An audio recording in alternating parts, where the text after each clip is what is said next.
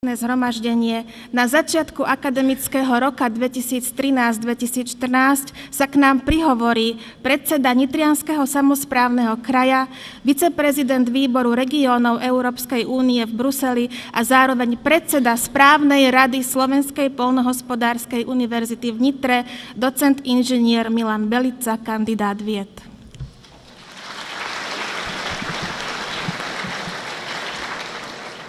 Príjemný dobrý deň, magnificencia, spectabiles, honorabiles, excelencie, ctení protokolárni hostia, vážení zamestnanci našej drahej alma mater, milí študenti. Otvárame nový školský, teda akademický rok v znamení veľkých udalostí, ktoré si pripomína Slovensko, ktoré si pripomína naša starobylá Nitra. Je to 1150. výročie príchodu vierozvescov svätého Cyrila Metoda na toto územie. Je to 20. výročie našej štátnosti. Je to 170. výročie kodifikácie slovenského jazyka.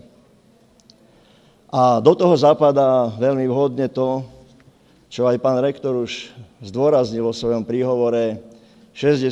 výročie našej alma mater.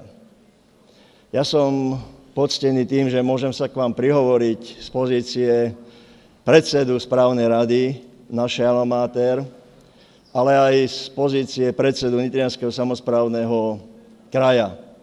Totižto kraj a univerzita má veľmi, veľmi tesné putá.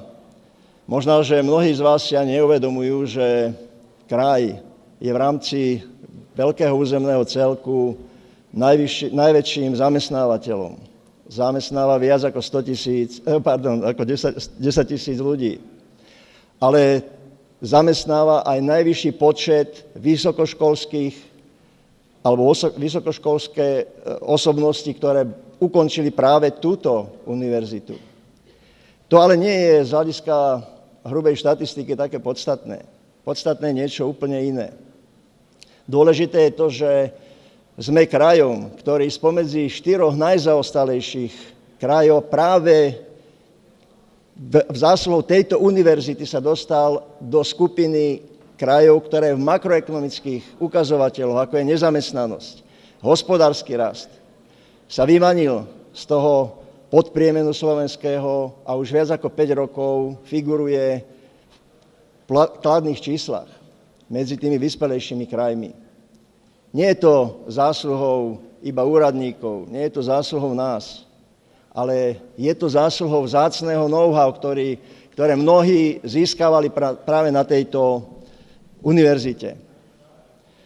Je aj ďalšia oblasť, ktorá je veľmi úzko naviazaná na vysokoškolské prostredie. Je tu veľmi pozitívna synergia. Veď Nitriansky samosprávny kraj je zriaďovateľom viac ako 70 stredných škôl a gymnázií. Mnohí, možno, že tu prítomní mladí ľudia práve vychádzajú z našich stredných škôl, z gymnázií, aby pokračovali v kultivácii svojho vzdelávania na našej alma mater. Ja som hrdý na to, keď pri mojich početných cestách do Bruselu stretávam absolventov a mnohých absolventov, veľmi kvalitných absolventov tejto univerzity na významných postoch, či to už DG Regio, alebo aj dokonca priamo na komisii, Európskej komisii. Je to obrovské vyznamenanie tejto univerzity, je to dôvod pre veľkú hrdosť. Ja skutočne chcem pozdraviť vás, mladí ľudia, ktorí ste už zakúsili tú chuť vysokoškolského života. Ale zvlášť chcem pozdraviť tých, ktorí práve prichádzajú do tohto krásneho mesta, do matky slovenských miest, našej starobylej Nitry.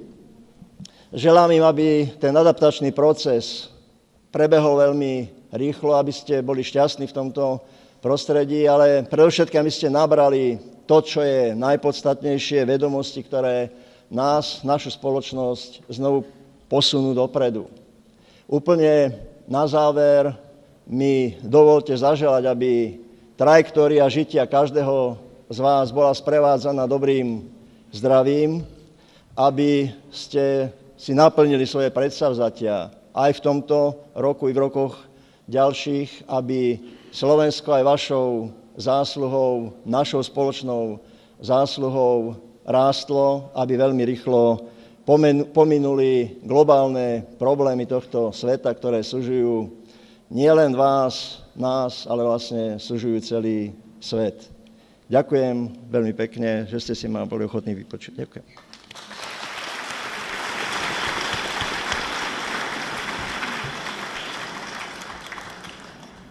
Ďakujem predsedovi správnej rady Slovenskej poľnohospodárskej univerzity v Nitre, docentovi Milanovi Belizovi za pozdravné vystúpenie a slova uznania smerujúce do našich radov.